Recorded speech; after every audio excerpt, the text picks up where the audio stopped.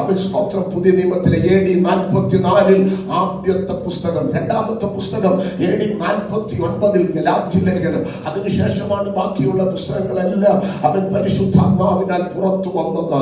അവൻ ഒന്നാമത്തെ ലേഖനം എഴുതിച്ചത് എന്താണെന്നറിയാം? പ്രാർത്ഥിക്കുന്നവനെ കൊണ്ടാണ് എഴുതിച്ച്. ചരിത്രം പറയുന്നത് യാക്കോബിന്റെ മുട്ടുകൾ ഒട്ടകത്തിന്റെ മുട്ടുകൾ പോലെ തഴമ്പുള്ള മുട്ടായിരുന്നു. ഹല്ലേലൂയ. അവൻ സ്തോത്രം. ഒന്നാമത്തെ അവൻ സ്തോത്രം ലേഖനം എഴുതിയ മനുഷ്യൻ യെരൂശലേമിലെ പാസ്റ്ററായിരുന്നു. ഒന്നുകൂടെ ഇറങ്ങി പറഞ്ഞാൽ യെരൂശലേമിലെ സഭയിലെ ചിലർ രോഗികളായി, അവൻ ചിലർ മാനസിക ഘട്ടത്തിലും ശാരീരിക വേദനയിലൂടെ കടന്നുപോയി. അവൻ സ്തോത്രം. യാക്കോബ് എന്ന പാസ്റ്ററെ അടുക്കൽ വന്നിട്ട് ചോദിച്ചു, എന്ത് ചെയ്യണം, ഈ വിഷയം എങ്ങനെ കൈകാര്യം ചെയ്യണം, ആ വ്യക്തിക്ക് വേണ്ടി എങ്ങനെ പ്രാർത്ഥിക്കണം. ഉപവസിച്ചു, പ്രാർത്ഥിച്ചു, മാറ്റമുണ്ടാകുന്നില്ല. യാക്കോബ് ദൈവസന്നിധിയിൽ മുട്ടുമടക്കി ദൈവത്തോട് പ്രാർത്ഥിച്ചപ്പോൾ പരിശുദ്ധാത്മാവ് പറഞ്ഞു തുടങ്ങിയതാണ്, നിങ്ങളിൽ കഷ്ടം അനുഭവിക്കുന്നവർ പ്രാർത്ഥിക്കട്ടെ, അവൻ നിങ്ങളിൽ സുഖം അനുഭവിക്കുന്നവർ പാട്ടുപാടട്ടെ എന്ന് പറഞ്ഞ് മുൻപോട്ട് പറഞ്ഞു തുടങ്ങിയിട്ട് യാക്കോബ് പരിശുദ്ധാത്മാവിനാൽ പറഞ്ഞ പദമാണ്, സഭയിലെ മൂപ്പന്മാരെ വരുത്തട്ടെ, അവർ എണ്ണ പൂശി പ്രാർത്ഥിക്കട്ടെ, പാപങ്ങളെ ഏറ്റുപറഞ്ഞ് പ്രാർത്ഥിക്കട്ടെ, ഒരുവന് വേണ്ടി ഒരുവൻ പ്രാർത്ഥിക്കട്ടെ. ആ പ്രാർത്ഥനയുടെ സിസ്റ്റം നിങ്ങൾക്ക് മനസ്സിലാകുന്നുണ്ടോ?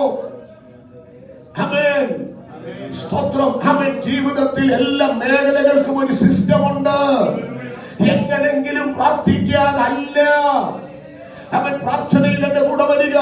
അവൻ സ്തോത്രം. ചെങ്കടൽ വടി നീട്ടിയപ്പോൾ മുറിഞ്ഞു എന്ന് പറഞ്ഞ് യോർദാൻ വടി നീട്ടി മുറിക്കത്തില്ല. സ്തോത്രം. അവൻ ചെങ്കടൽ പിരിച്ചത് വടി നീട്ടിയാണ്. അവൻ യോർദാൻ പിരിച്ചത് പെട്ടകം ചുമന്നിട്ടാണ്.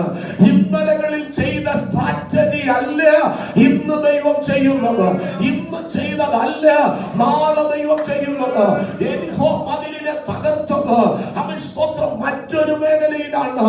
ഇന്ന് രാത്രി ഞാൻ പറയാം, അത് പ്രാർത്ഥനാ മുറിയിൽ വെളിപ്പെടുന്ന നിയോഗങ്ങളാണ് ദൈവപ്രവൃത്തിയായി തീരുന്നത്. ഇന്ന് രാത്രി കൃപ പ്രാപിച്ച ദൈവമക്കളോട് ഞാൻ പറയാം, അവൻ ചില കേസുകളിൽ അവൻ പ്രാർത്ഥനയാലും ഉപവാസത്താലും അല്ലാതെ ഈ ജാതി നീങ്ങി പോകത്തില്ല. ഹല്ലേലൂയ. അത് ദൈവം വെച്ചൊരു സ്ട്രാറ്റജിയാണ്. ഉപവാസത്താലും പ്രാർത്ഥനയാലും ഒന്നുമല്ല, പ്രാർത്ഥനയാലും. Praise the lord. എരിഹോ കോട്ട തകർക്കാൻ അവൻ സ്തോത്രം. അവർ 7 ദിവസം ചുറ്റണം. 7-ാം ദിവസം 7 പ്രാവശ്യം ചുറ്റണം. ഇന്ന് രാത്രി ഞാൻ പറയാം, അതൊക്കെ നിയോഗങ്ങളാണ്. നിയോഗങ്ങളാണ്. അവൻ മുറിയാത്ത വിഷയങ്ങൾ, തകരാത്ത വിഷയങ്ങൾ, കടുങ്കട്ടേറിയ വിഷയങ്ങൾ അവൻ ആത്മമണ്ഡലത്തിൽ ചോദിക്കണം. അതെങ്ങനെ ഞാൻ ഡീല് ചെയ്യണം? ഉപവസിച്ച് പ്രാർത്ഥിക്കണോ? മുഴങ്കാലിൽ ഇരുന്ന് പ്രാർത്ഥിക്കണോ? അതോ സഭയായി കൂടി വന്ന് പ്രാർത്ഥിക്കണോ?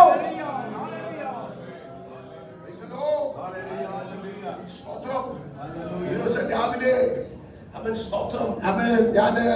അവൻ ഉണർന്നു വരുമ്പോൾ കേൾക്കുന്ന ഒരു ശബ്ദമാണ്. 4-4:15